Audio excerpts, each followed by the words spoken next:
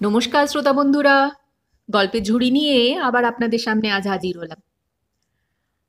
আজকে আমার এই ঝুড়ি থেকে আপনাদেরকে যে গল্পটি শোনাবো বলে বার করেছি সেটি হলো নীল হ্রদের রহস্য। আজ এই গল্পের প্রথম পর্বটি আপনাদের শোনাব। আচ্ছা, সামনেই তো পুজো, তারপরেও বিভিন্ন ছুটি আছে, শীতকালীন ছুটি। এই সমস্ত ছুটির দিনগুলোতে কম বেশি আমরা সকলেই কোথাও না কোথাও বেড়াতে যাওয়ার একটা প্রোগ্রাম তো করেই থাকি।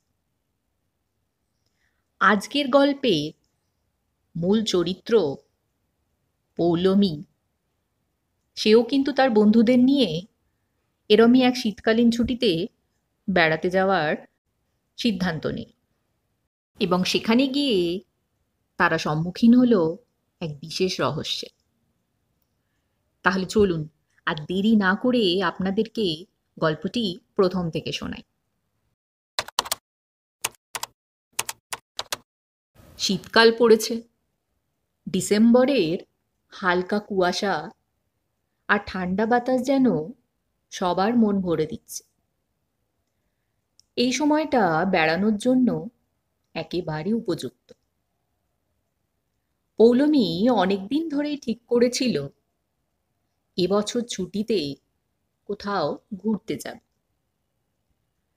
তার তিনজন ঘনিষ্ঠ বন্ধু রাহুল, মেঘনা আর অর্ণব সবাই মিলে পরিকল্পনা করলো উত্তরবঙ্গ যাওয়া হবে। সেখানে পাহাড়ের ঠান্ডা, নীরব গ্রাম আর অচেনা প্রকৃতির সৌন্দর্য সব মিলিয়ে রোমাঞ্চকর অভিজ্ঞতা হবে। ট্রেনের জানলার বাইরে দৃশ্য বদলে যাচ্ছে। শহরের কোলাহল ফিকে হয়ে গিয়ে জায়গা নিচ্ছিল সবুজ মাঠ, নদী আর দূরের পাহাড়ের ছায়া।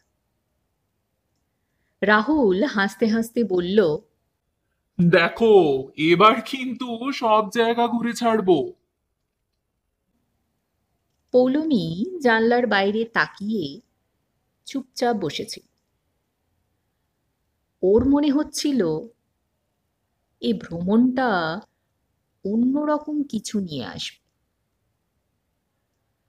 মেঘনা মজার ছলে বলল, দেখিস, কোনো রহস্যময় ঘটনা ঘটে গেলে কিন্তু আমি দায়ী থাকবো না। 3 দিন পর তারা পৌঁছলো পাহাড় ঘেরা এক ছোট্ট গ্রামে।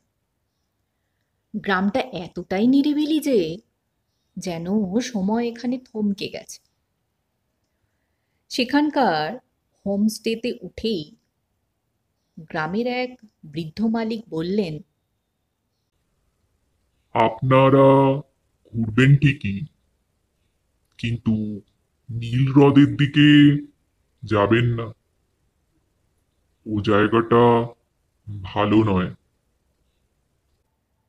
সবার কৌতূহল চরমে উঠল, কিন্তু বৃদ্ধ আর কিছু বললেন না, শুধু চোখ নামিয়ে চলে গেলেন।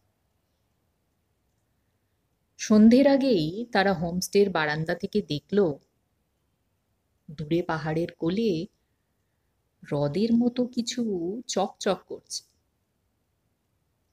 সূর্যের শেষ আলো তাতে পড়ে হালকা নীল আভা ছড়িয়ে দিচ্ছে। পৌলমী চুপচাপ হ্রদের দিকে তাকিয়ে থাকল। মনে হচ্ছিল ওই নীল জল যেন কে ডাকছে। পরের দিন সকালে সবাই গ্রামটা ঘুরে দেখছিল। পাহাড়ি পথ, সরু বাঁক আর টাটকা হাওয়ায় যেন মন ভরে যাচ্ছে। কিন্তু পৌলমীর মন বারবার চলে যাচ্ছিল সেই হ্রদের দিকে। দুপুরে তারা গ্রামের এক চায়ের দোকানে বসল।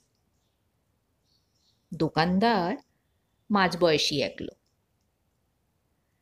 চা বানাতে বানাতে হেসে বলল, আপনারা তো শহরের লোক, নিশ্চয়ই নীল হ্রদের কথা শুনেছেন।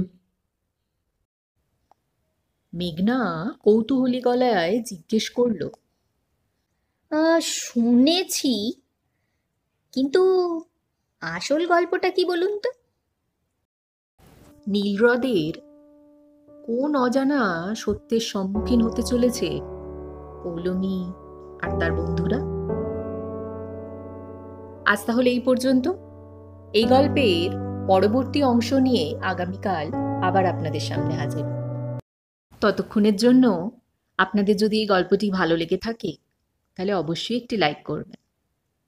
আর আমার সকল নতুন শ্রোতা বন্ধুদের কাছে অনুরোধ রইল গল্পঝুরি চ্যানেলটিকে সাবস্ক্রাইব করে চ্যানেলটির পাশে থাকার জন্য।